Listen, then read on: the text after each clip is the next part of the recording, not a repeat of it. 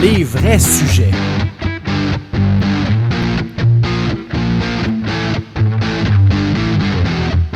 Les vraies questions.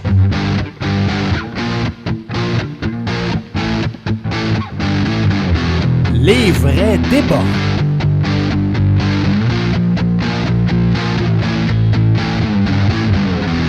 Les vraies affaires.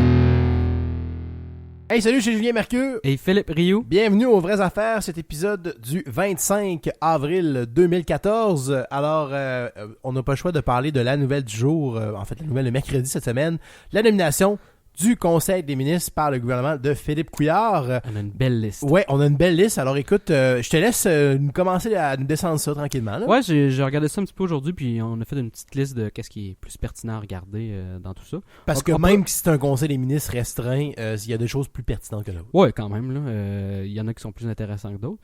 On va commencer par les statistiques générales que j'avais mis par la fin, mais je pense que c'est mieux de le mettre au début. Donc, il y a 8 femmes sur 26, ce qui donne 28%. Ce qui est pas beaucoup. Ouais. Mais t'en penses quoi, grosso modo? 50%, t'étais-tu plus du côté de ceux qui voudraient vraiment une parité? L'affaire avec ça, c'est que si tu demandes ou t'exiges un conseil des ministres, moitié femme, moitié homme, le point de départ de tout ça, c'est au niveau de la candidature des gens à l'élection. Il faut que tu aies un ratio fort ou pas loin de 50% rendu à l'élection pour t'aider. Là. Puis déjà à l'élection, leur pourcentage était très faible. Oui, d'hommes et de femmes. Fait que rendu là, leur bassin, il commençait à diminuer. Là. Parce que moi, c'est ce que je me dis souvent, c'est quelque part, peut-être que je suis un peu naïf, mais il me semble qu'un conseil des ministres, ça doit quand même être une certaine forme de représentation du gouvernement, c'est-à-dire du Parlement au complet, qui lui-même est une représentation de la volonté de ce que la population voulait exprimer. Le problème est en amont, essentiellement. Donc, c'est si un Parlement qui n'a pas 50% de femmes, je ne suis pas nécessairement certain que le Conseil des ministres devrait l'avoir. Cela étant dit, il faudrait régler le problème, peut-être qu'il y ait 50% de femmes élues au Parlement, mais c'est pas là que se situe le problème. C'est pas en l'exigeant pour le Conseil des ministres. Sur la moitié des femmes élues, il y en a la moitié qui sont ministres. Parce qu'il y en a eu à peu près moins d'une vingtaine d'élus. Bon. Ouais. Donc, on est rendu là. Donc là, il y a un petit peu une problématique. Hey, ton second point est vraiment intéressant après le nombre de femmes. Ça, c'est un élément qui va revenir dans les médias puis après la nomination quand on va se piler l'analyse de ça. La moitié des ministres de ce cabinet-là ont été des ministres sous Charest. Sérieusement, ça aurait pu être plus. Bah écoute, tu sais... ça aurait pas été mieux que ce soit plus, là, mais ça aurait pu être plus. En fait, la vraie question, c'est espérons que c'est la bonne moitié des deux moitiés. Faut pas regarder cette statistique-là en disant genre ça veut dire de quoi vraiment. Non, faut regarder plus en détail les individus en tant que tels, plutôt que juste dire il y a tel pourcentage, donc ça va être 50% comme Charest. Non, c'est plus compliqué que ça. C'est plus subtil c'est plus nuancé que ça. Parlons-en justement de ces fameuses candidatures-là, de ces fameuses personnes-là. On commence par le ministère de l'Éducation. Qui est tombé à Mr. Bolduc, le médecin Bolduc. On s'attendait effectivement à ce qu'il laisse sa place à un autre député dont on parlera plus tard. Ouais, les discussions. Les discussions, les branches indiquent que ce qui s'est passé, c'est que M. Bolduc on lui aurait offert le poste de ministre de la Santé adjoint. Ou plutôt une espèce de aide au ministre de la Santé, et il a carrément refusé un poste qui n'aurait pas de pouvoir réellement décisionnel. Et surtout, si, je veux dire, personnellement, il s'entend mal avec M. Barrette. Je ne dis pas que c'est le cas, mais imaginez que ce soit le cas.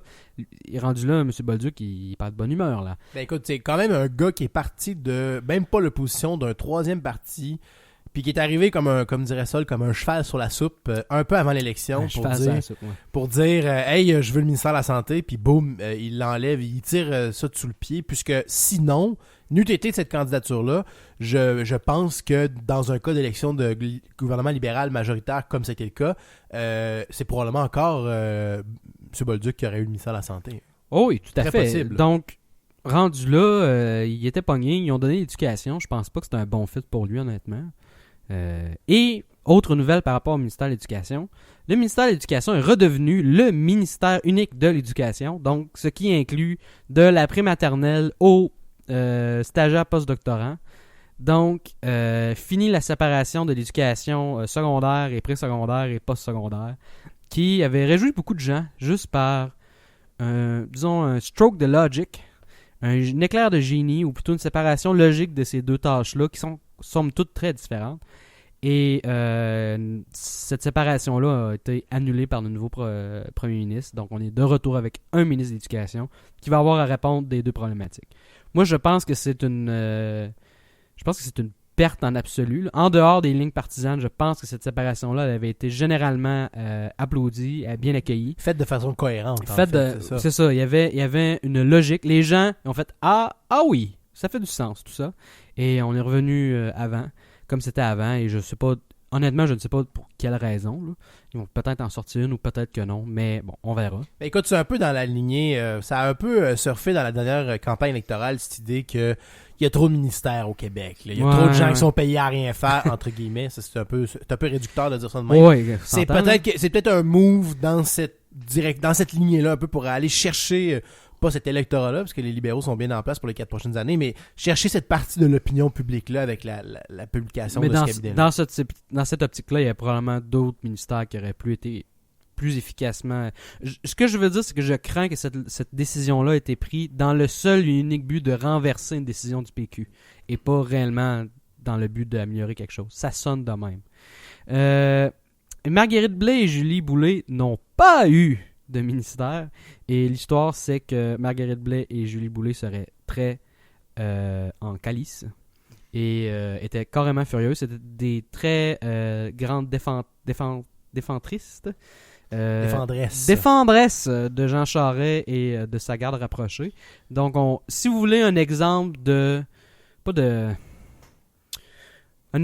qu'est-ce que ça a comme conséquence, justement, le changement de garde au niveau du PLQ, c'est un bon exemple de genre de personnes qui ont été exclues. Oui, et ces deux femmes, d'ailleurs, et dans l'optique d'avoir une balance des ministères. Ouais. Et d'ailleurs, ce que je me souviens, c'est que Julie Boulay, ça n'avait pas fait une grosse job aux différents ministères où elle était allée à l'époque. Non seulement, oui, elle est plus, comme tu dis, dans la garde rapprochée de Jean Charest, mais aussi, elle n'avait pas un bilan à titre de ministre des différents ministères, notamment elle était au transport, me semble, si je me souviens bien. Oui, ouais. Ça fait un bout, là, mais c'est ça, je te dis, il me semble que son bilan n'était pas particulièrement reluisant. Fait que s'il y avait de ce genre de ministre-là à tasser, entre guillemets, par rapport à l'administration Charest, c'est peut-être un bel exemple. Oui. Qui est pas juste une question de faire changement avec le régime précédent, mais aussi de mettre les bonnes personnes à bonne place. Oui, c'est plus dans cette optique-là peut-être encore. Trio économique qui a été élu au complet. Il avait présenté un trio économique pendant l'élection. Il a été élu les trois. Et ils ont été placés les trois dans les sphères stratégiques de l'économie. Donc, Carlos, je ne sais pas exactement comment prononcer son nom de famille, Leitao, et aux finances. Jacques Daou au développement économique, puis Martin Coiteux au Conseil du Trésor. Donc, pif, paf, pif. Avec ces trois-là, j'espère qu'ils vont se parler, puis ils vont avoir une stratégie qui va traverser ces trois ministères-là. Espérons-le, parce que, tu sais, faut espérer qu'ils vont faire une bonne job quand même. Mettons que c'est là-dessus qu'il faudrait concentrer nos énergies un peu dans les prochaines années, en général. Oui, peut-être. Et l'autre ministère qui s'en vient. Jean-Marc Fournier, leader parlementaire, qui fait une bonne job à faire ça. Et ministre intergouvernemental des Affaires canadiennes.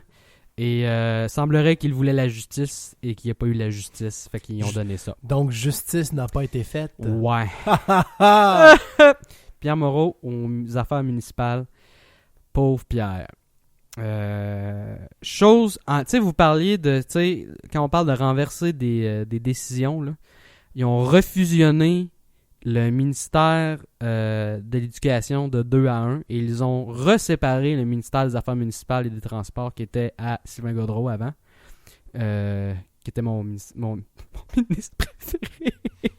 Et donc, la moitié transport a finalement été donnée à Robert Poitty et M. Moreau à les Affaires municipales. Donc, ces deux individus-là, on leur souhaite bonne chance. Ben écoute, oui, effectivement. On souhaite plus ou moins bonne chance, par contre, au suivant. Non, mais il y en a une autre avant, quand même. Il y a Christine Saint-Pierre, ministre des Relations internationales et de la francophonie. Bonne chance. C'est ça. Hein? Et notre préféré, la capitale nationale et pas des BS, du travail, Sam Hamad. Peut-être qu'il va plus aimer gérer les gens qui travaillent que les gens qui travaillent pas, espérons. On va lui souhaiter. Peut-être que ça va plus fitter avec ses valeurs personnelles. Donc, c'est ça. Sam Hamad, la seconde que la course a été démarrée, il s'est casé dans le soulier gauche de Philippe Couillard. Moi, j'allais dire la poche gauche. La poche gauche. Ouais. Peut-être aussi le soulier. Mais bref, c'est pas vraiment surprenant. Pierre Arcan, Énergie, Ressources naturelles, Plan Nord. Honnêtement, s'il faut souhaiter à quelqu'un qui ait du succès et il ramène de l'argent, ça serait peut-être lui. C'est du nouveau cash, comparé à d'autres ministères que c'est du vieux cash. C'est du recyclage. C'est du recyclage. L'énergie, ressources naturelles et Plan Nord, ça a un potentiel. On lui souhaite bonne chance. Et le retour du Phoenix, qui a été patient comme jamais pendant tout le règne de Jean Charest, qui s'est assis en arrière du bench et a juste fait pendant 9 ans. Mon jour va venir. Pierre Paradis de retour et il va à l'agriculture. Bon. Ben, on lui souhaite bonne chance. Comptez pour lui quand même. Francine Charbonneau, ministre responsable des aînés, de la famille et de la lutte à l'intimidation. Ah, ils ont allongé le nom. Ils ont allongé la le nom. La lutte à l'intimidation, c'est quelque chose à cette heure de précis. OK, qui c'est bon. mérite un ministère. Bon. Il aurait pu mettre un ministre de la Santé et... on va l'attendre, il s'en vient. Mais attends un petit peu. Attends un peu, là. Lutte à l'intimidation. Quelle initiative de nature ministérielle est-ce que tu peux mettre en place qui d'ailleurs ne relève pas en même temps de ministère de l'Éducation, qui est le lieu où la plupart de l'intimidation a véritablement lieu? Ou en tout cas, c'est de là que part le problème. Mais tu sais, l'intimidation, tu sais... Il y en a peut-être aussi fait aux aînés puis à la famille. Ouais, c'est vrai. Mais, ce n'est que du marketing. Mais là. si c'est ça en même temps, c'est triste. Hey, on est-tu rendu dans une société où on traite tellement mal nos aînés, on a tellement plus d'unité familiale qu'on est obligé de rajouter au ministère des aînés et de la famille un pan entier qui est de la lutte à l'intimidation. Faut réfléchir quand même à c'est quoi que ça implique, ça, là. Honnêtement, je pense que c'est du marketing, la bout je comprends, lutte là. à l'intimidation, c'était probablement les 1, 2, 3, 4, 5 mots les moins utiles de ce rapport de presse-là. Là. Ce que je veux dire, c'est que...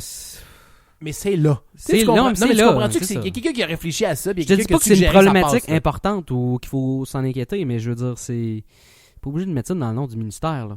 Mais c'est ce que je te dis. Le fait que tu le mettes... C'est comme s'il aurait dit ministre de l'Environnement et gestion des déchets. Tu sais, c'est correct, là. On comprend. C'est sûr.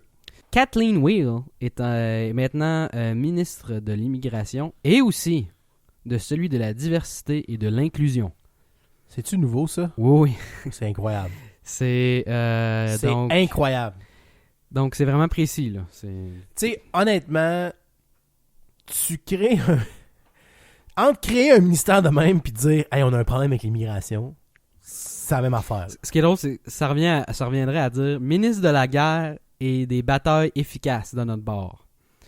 C'est comme, tu sais, de spécifier qu'on veut faire un ministre de l'immigration, mais qui évidemment va augmenter notre diversité, mais qui va aussi être inclusif. C'est comme trop, là. C'est correct, là. On a compris. On a tellement peur de passer pour des xénophobes qui accueillent pas le monde que notre ministère de l'immigration, c'est aussi pour dire « Mais on est diversifié, on est accueillant, on est inclusif. » Je vous le dis, c'est une pub, en fait. Oh, c'est une pub. Le marketing a transpiré jusqu'au nom des ministres. On est rendu là.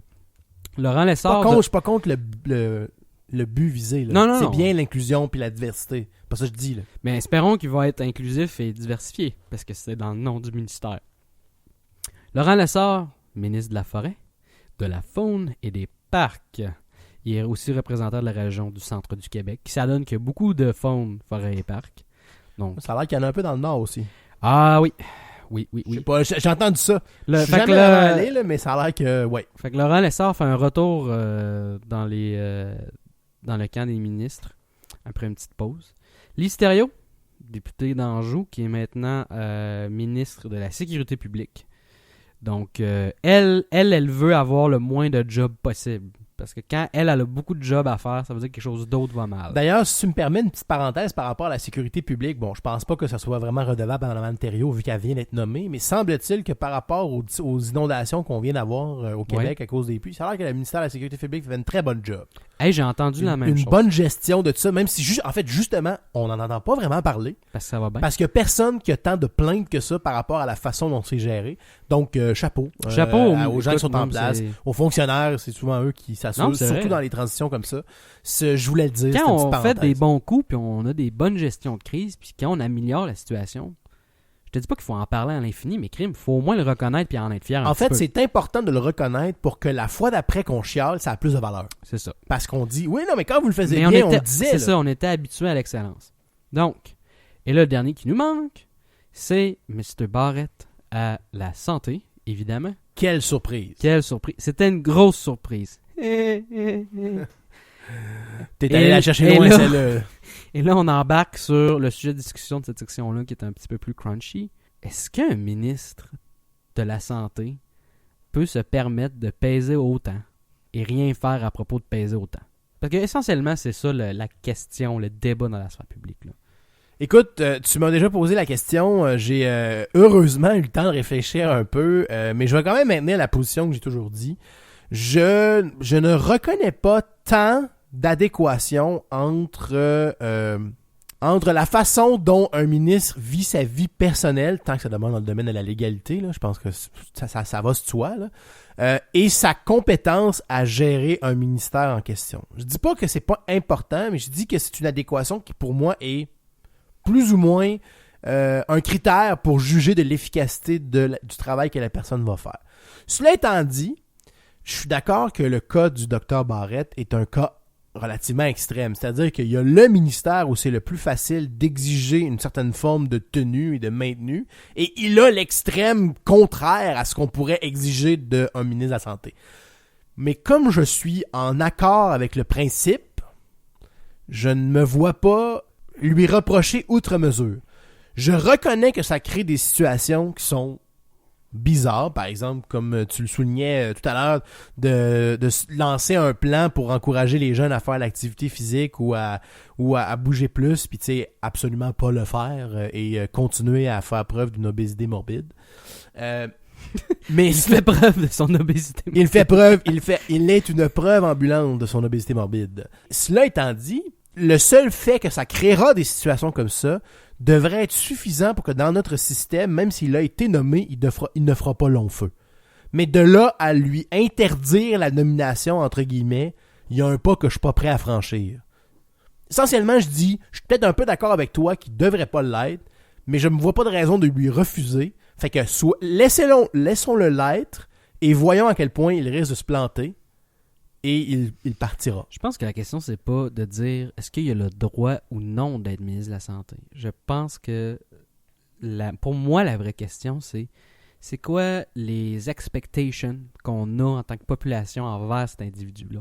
Est-ce qu'on est déraisonnable à dire écoute, s'il y a un moment dans ta vie qu'il faudrait que tu te prennes en main, là, ça devrait peut-être quand tu as été nommé ministre de la Santé. Si ça, c'est pas assez pour toi, là, qu'est-ce que tu fais? Tu remarques qu'on parle de ça, mais bon, connaissant le personnage, je pense pas nécessairement que c'est ça qui va arriver. Mais tu sais que ça vient d'être arrivé à la nomination. Il pourrait sortir un lapin de son chapeau dans les prochains jours, dans les prochaines semaines, puis dire exactement ce que tu viens de dire. C'est-à-dire que oui, il va se prendre en main, puis il va essayer de faire de quoi à propos de ça. Je pense pas. Comment il s'appelle? Chris Christie, gouverneur du New Jersey, s'est pris en main. Hein? Je sais pas si tu as vu des images récentes de lui. Non, il est en train de perdre du poids. Lui, il a dit, écoute, ça n'a plus de bon sens. Faut que je me prenne en main, tout ça. C'est pas tant que c'est si grave que ça s'il le fait pas, mais le pouvoir d'inspirer des gens à le faire est quand même là. Gaétan Barrett, on va se le dire, est extrêmement obèse. Quand vous voyez Gaétan Barrett, c'est une chance non nulle que ce soit la personne la plus grosse que vous ayez vue de votre vie. Si cette personne... Je ne sais pas contre lui, ce n'est qu'un fait. Là. Je pensais d'aller dire, si vous voyez le Dr Barrett, il y a une chance non nulle qu'il meure devant vous. Mais... T'es pas allé jusque-là. Non, c'est pas ça. Et si lui, il prend publiquement le pledge de se prendre en main devant la province au complet et qu'à chaque mois, on voit que M. Barrett diminue en envergure physique, ça a un pouvoir d'inspirer peut-être des gens. Est-ce que ça devrait pas être ça, incarner le ministère de la Santé? Mais tu vois, ça ramène à la question, en fait. C'est un peu... c'est pas nécessairement deux pôles qui sont isolés ou qui sont éloignés tant que ça l'un de l'autre.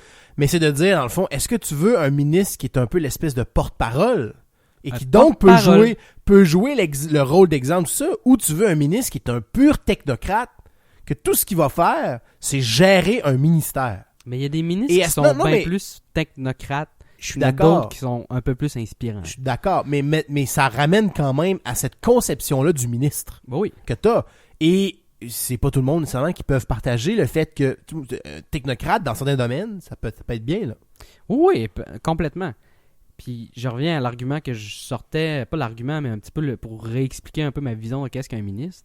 Cibole, c'est les 26 personnes en haut de l'État québécois. Si on restreint là, notre désir de rectitude morale et rectitude éthique à 26 personnes, ça devrait-tu être au moins les ministres? Est-ce qu'on est si ridicule que ça d'exiger l'excellence des gens qu'on met en haut de notre pyramide décisionnelle au Québec? Est-ce que c'est déraisonnable? On parle pas d'imposer des standards de santé à des employés ou des gars de shop. Là. On parle de 26 ministres qui sont à la tête de notre système. Est-ce que c'est trop demandé à des ministres de transport de ne pas rouler en débile sur l'autoroute? Non. Mais il y a toujours la question de la légalité là-dedans. Mais je te dis pas que c'est une question légale ou tout ça. En même temps, c'est comme je dis, cette question-là de l'état de santé de Gaétan Barrette, ça relève beaucoup plus de l'éthique. Mais ce que je veux dire, s'il le fait pas, c'est pas illégal ou c'est pas nécessairement mal. Mais ce que je veux dire, c'est que tous les autres exemples qu'on est capable de sortir pour trouver des comparatifs, ça implique que des gens, d'autres ministres dans d'autres ministères fassent quelque chose d'illégal. Ce que je dis essentiellement, puis comme je dis là, je suis d'accord avec les arguments, puis c'est vrai que c'est une question plus éthique. Je suis d'accord, ça revient à l'idée de comment on considère un ministre et tout ça. Mais le point est que c'est le seul ministère, en réalité, pour lequel on pourrait véritablement exiger quelque chose comme ça, qui est à ce point-là, justement, éthique et qui relève d'un choix purement individuel. Je suis d'accord avec toi qu'on devrait peut-être demander à ça, mais c'est difficile parce qu'on dirait que c'est comme le seul. Tu comprends-tu ce que je veux dire? C'est le seul pour se donner. Ça donne une espèce d'image de double standard. Mais oui, mais en même temps, c'est un ministère important, mais c'est un ministère qui est différent un petit peu des autres. C'est le ministère de la Santé. S'il avait été nommé n'importe quel autre ministre, peut-être qu'il y aurait du monde que il faudrait qu'il perde du poids parce qu'il est mince. Oui, là. Mais pense pas que personne n'aurait nécessairement exigé, ça a été pour son bien puis sa santé. Personne n'aurait réellement demandé que ça arrive. Mais là, t'es ministre de la Santé. Il arrive une conférence de presse. Ouais, on veut augmenter l'activité physique puis diminuer l'obésité au pays. Puis un journaliste lui dit, puis toi, qu'est-ce que tu fais personnellement pour ce problème-là? Tu sais, tu t'annonces des affaires, tu signes des trucs, puis toi. Mais en même temps, puis je me fais l'avocat du diable, mais c'est un peu épais de répondre par le classique, tu sais, pis toi, hein? Toi? Tu sais, c'est un ministre qui propose une mesure pour aider la population d'une province qui a 8 millions de personnes dedans. Mais il semble que c'est encore là, c'est légitime, mais ça fait un peu cours d'école de dire, pis toi, à titre d'individu, là, tu le fais-tu? Mais tu sais, diriger, mais donner l'exemple, c'est quelque chose de réel aussi là. C'est pas comme encore là, c'est pas une question légale ou illégale, mais ça reste réel de dire à quelqu'un, est-ce que tu donnes l'exemple? Puis si clairement quelqu'un ne donne pas l'exemple, très visiblement ne donne pas l'exemple, ça enlève beaucoup de crédibilité au message là. Ça peut enlever de l'efficacité à son ministère et à son bureau de ministre. Mais ça enlève de l'efficacité dans le cadre d'une opération de relations publiques. Oui. Parce qu'en réalité, si dans son bureau, il y a des bonnes idées, puis il écoute les bonnes personnes, puis qu'il met en place sur le terrain des mesures qui vont faire bouger les jeunes, qui vont faire bouger les adultes, qui vont améliorer la façon dont on s'occupe des problèmes de santé, dont on fait de la prévention sur le terrain, ultimement, il va avoir les mêmes résultats escomptés. Ultimement, on pourrait rêver d'un ministre de la Santé qui sort jamais publiquement. Fait sa job dans son bureau, il s'occupe de ses affaires. C'est l'aspect complètement, comme je te dis, technique du ministère, poussé à l'extrême. Mais dans cette vision-là, on s'en fiche qu'il fasse pas les bonnes affaires pour sa propre santé, dans le fond. Sauf que t'as raison. Comme on est un peu entre les deux, même plus du côté, en fait, des relations publiques des ministres. Là. Il y a des ministres qui c'est ça qu'ils font, c'est correct, là, dans le sens que ça fonctionne. Un peu. Mais là, c'est vrai qu'il y a une question à se poser. Mais comme j'adhère au principe que je préférerais l'un par rapport à l'autre, j'y vois moins un problème. Prends la question à l'inverse. Serais-tu content qu'ils prennent une décision de s'engager à le faire?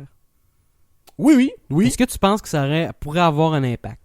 Il annonce une nouvelle politique, un nouveau programme qui s'appelle Sudéor Cibole, avec un site, sudéorcibole.qc.ca. .gouv. Puis Gaétan Barrette, en conférence de presse, dit « Nous, on a fait un nouveau affaire, ça s'appelle va-sur-dehors.qc.ca. Puis ça y est ou quoi, c'ti? J'embarque sur le programme. » Puis le monde fait « Ah ouais, ok. Puis vous allez avoir des updates à chaque mois. » Hey, fais une nouvelle, ça, là. C'est big! Mais sais-tu, oui, je pense que ça aurait un effet. Je déplore que ça prenne ça pour que ça ait un effet. Mais comme je peux pas me battre contre le fait que ça en a un, je reconnais que ça l'aurait, puis oui, je trouve que ce serait une bonne idée. Maintenant, pour moi, personnellement, encore, il y a rien de mieux, ça me change absolument rien à ma vie. Il y a rien de mieux pour arrêter le monde de boire qu'un ancien alcoolique ou un alcoolique en rémission qui parle à d'autres alcooliques. Là. C'est un peu la même logique. Tu sais, quelqu'un qui a jamais bu puis qui aime pas l'alcool, arrête de boire. Là. Mais quelqu'un qui dit « Hey, j'ai été là. Moi, je buvais, puis tout ça, puis hey, sérieux, je peux t'aider à arrêter de boire. » Puis je l'ai fait, puis c'est possible. C'est énormément. C'est là que l'inspiration arrive des fois. Oui, mais je pense qu'on va clore ce sujet-là avec ça. Oui, mais ça, c'est à supposer que c'est le rôle que tu donnes à un ministre. Si le rôle que tu donnes à un ministre, c'est de gérer un appareil étatique. Mais c'est parce que ça peut se faire en parallèle, ça. C'est pas un ou l'autre. Mais t'as raison que c'est pas un ou l'autre. Mais comme je donne plus de valeur à cette fonction-là, je me fiche un peu qu'il ait les outils pour répondre à l'autre fonction. Tu comprends aussi ce que moi je veux dire. Je suis d'accord avec tes arguments, mais comme j'accorde pas autant d'importance à la fonction de relations publiques d'un ministre, j'aimerais qu'on lui en accorde moins d'importance. J'ai de la difficulté à voir ça comme un problème. Mais qu'est-ce que le Journal de Québec va parler s'il n'y a pas de relations publiques? Tu leur demanderas, on a des chats écrasés, je sais pas moi. La voix. On va revenir là-dedans. Là. Ah, la voix. Oui, écoute, ça, c'est sûr. La voix. Hey, on passe au prochain sujet. On en a quelques-uns. Faut parler un peu de hockey, mais plus de la game autour du hockey. Ouais. Ron MacLean, l'animateur de CBC, de Hockey Night in Canada, s'est un peu mis le pied dans la bouche sur la télévision nationale, en faisant allusion au fait qu'il ne devrait pas y avoir d'arbitre francophone qui s'occupe des games du Canadien. En fait, c'était plus précis que ça. Plus précis que ça, oui. Il avait dit, après ce qui s'est passé à la game d'avant, par un arbitre francophone... Alors qu'un but a été refusé. Ça aurait été peut-être mieux que la NHL ne mette pas un arbitre francophone pour la game d'après. Qui a donné une pénalité en fin de match à un joueur du Lightning qui a permis au Canadien de l'emporter. C'est tellement dans la catégorie des affaires qui n'ont pas rapport, là. Puis, je veux dire, il y a personne qui le défend en ce moment. Là. Non. Mais d'ailleurs, il s'est excusé aussi. Oui, et puis je veux dire, je veux pas attaquer Ron MacLean est quelqu'un de très respectable et je veux dire, il est bien correct. Là. Il y a eu une espèce de bulle qui a passé dans la tête. Et je veux dire, même ses collègues à la télévision, entre autres PG Stock. Il y avait un malaise. Il l'a regardé puis il y avait vraiment une phase de « Ok, là, on va changer de sujet parce que tu t'es mis les pieds dans la bouche puis ça me rend un peu triste. » Que je suis obligé de te faire rendre compte, mais il faudrait que tu t'arrêtes. Sa face, elle disait ça. Mais surtout, c'est que ça tient pas la route, parce que c'était ridicule. Comme beaucoup de gens vont soulever, tu sais, on va-tu arrêter de mettre un arbitre ontarien au game des Leafs? La moitié sont ontariens. Déjà là, ça marche pas. Je veux dire, puis PJ Stock, il dit, tu sais, puis s'il est québécois puis anglophone, c'est parce qu'il parle français. Tu sais, à un moment donné, c'était quoi ta ligne, là? C'était quoi la règle que tu voulais mettre, là? Pourquoi, qu'est-ce qui fait que lui, génétiquement, est un fan du Canadien? C'est-tu parce qu'il est né à Montréal? C'est-tu parce qu'il parle français? C'est-tu parce qu'il vote au Québec? T'sais, en tant qu'arbitre, là, y a-tu une coche dans son dossier d'employé qui indique qu'il est fan de qui? Puis surtout, il est fan fini. Hein? Pour le reste de sa carrière, il arbitre plus de game du Canadien parce qu'il est fan. Non, mais t'es brûlé. Il va les aider. Hey, je m'en vais travailler demain. Ah non, c'est les Canadiens qui sont là. Ah. Si le Canadien joue en finale à la Coupe Stanley cette année-là, tu t'arbitreras pas les finales à la Coupe Stanley même si t'es le meilleur arbitre de la Ligue. Parce que tu les aimes. Non, en tout cas, c'était honnêtement, faut pas trop spinner là-dessus parce que je pense honnêtement que c'était vraiment une bulle qui a passé. Puis d'ailleurs, malheureusement, c'est que plus on spin là-dessus, plus on voit les commentaires que des Québécois peuvent écrire, plus on se rend compte de, tu sais, la francophobie, oui, ça existe, mais tu sais, l'anglophobie de l'autre bord, ça existe aussi. Il y a rien de plus le fun à répondre à la francophobie qu'avec la belle anglophobie sale. Et clairement, on ne veut pas ici continuer cette mode-là de répondre par de la marde avec une marde qui sent juste un peu différent. On va essayer de garder ça un peu plus propre. Et on souhaite à McLean de continuer à faire son bon travail. En tout cas, moi, je vais continuer à l'écouter assez. Oui, c'est pas grave. C'était juste... En fait, moi, j'ai trouvé ça un peu drôle. Parce que c'était peut-être pas réellement scandaleux. T'sais, honnêtement, le gars, à tous les soirs, il doit coacher Don Cherry pour s'assurer qu'il se fasse un show qui a de l'allure. C'est ça. À un moment donné, ça se peut qu'il n'échappe une de temps en temps. Oui, le gars, écoute, le gars, là, c'est... Le gars, quand il travaille avec Don Cherry, là, c'est l'équivalent de monter Dallo au jeu de quilles. Là. Ron McLean, c'est les Dallo de Don Cherry. Là. Il l'empêche de complètement déraper et de dire des absurdités. Là. Racistes ou misogynes ou peu importe. Là. Your pick. On va passer au prochain sujet. Alors, on a eu des échos de la tragédie de Lac-Mégantic de l'été qui revient dans l'actualité. Les premières mesures, en fait, au niveau de la sécurité, mesures réelles au niveau de la sécurité ferroviaire après cette tragédie-là, c'est les wagons, en fait, qui contenaient le pétrole, le type de wagon qui sera interdit maintenant et qui devrait être remplacé par des systèmes plus résistantes. Parle-nous un peu d'un suivi ce dossier-là.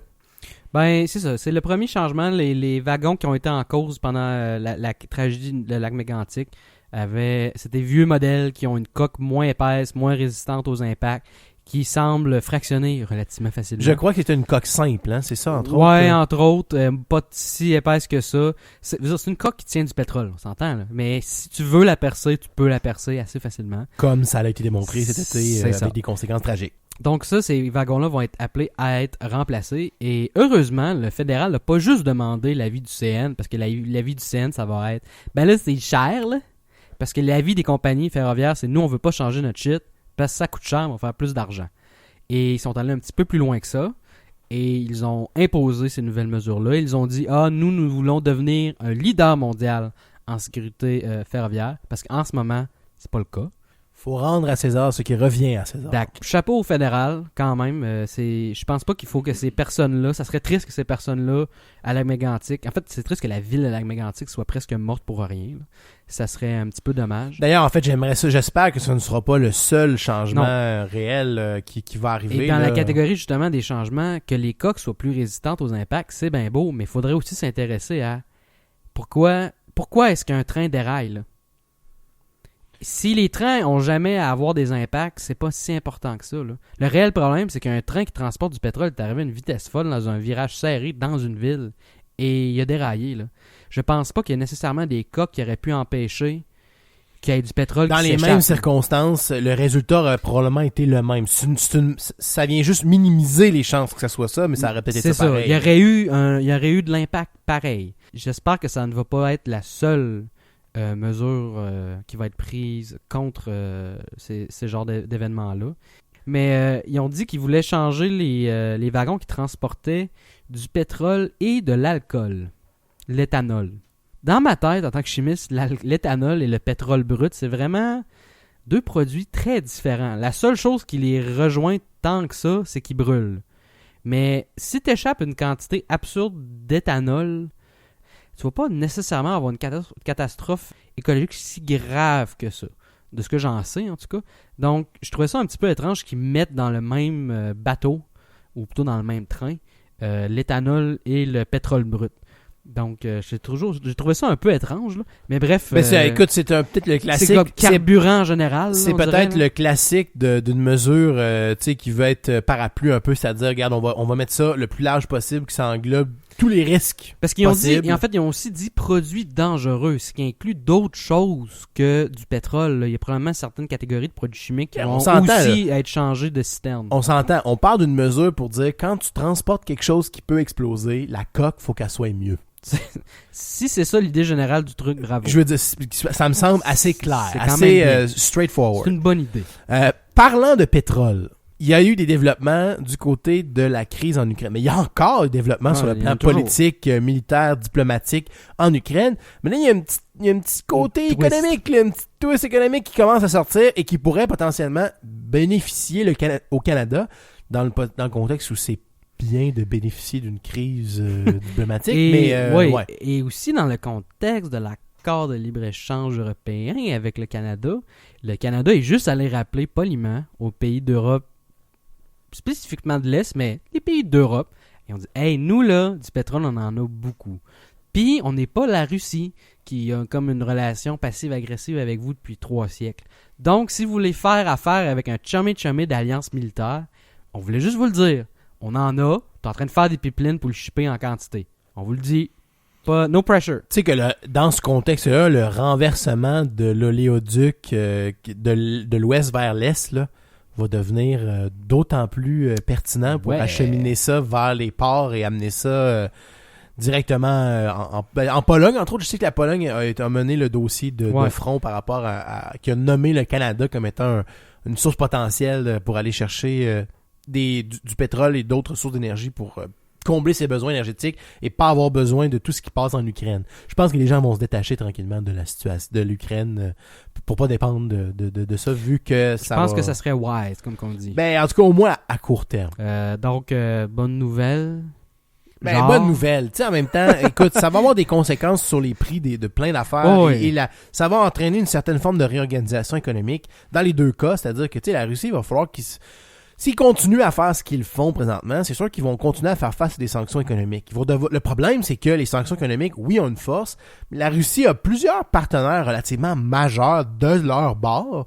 Ils vont juste devoir c'est pas les États-Unis, je comprends, mais ils vont quand même, puis c'est pas l'Europe non plus, mais ils vont quand même devoir réorganiser un peu leur économie, mais sont en mesure de le faire. Donc, du côté ouest aussi, il va y avoir cette forme des partenariats nouveaux qui vont se développer, puis la seule chose dont on peut se réjouir, c'est que dans ce contexte-là, le Canada continue à s'affirmer puis à prendre sa place. Oui, c'est plate, peut-être que ce soit avec les sables bitumineux, mais qu'est-ce que tu veux?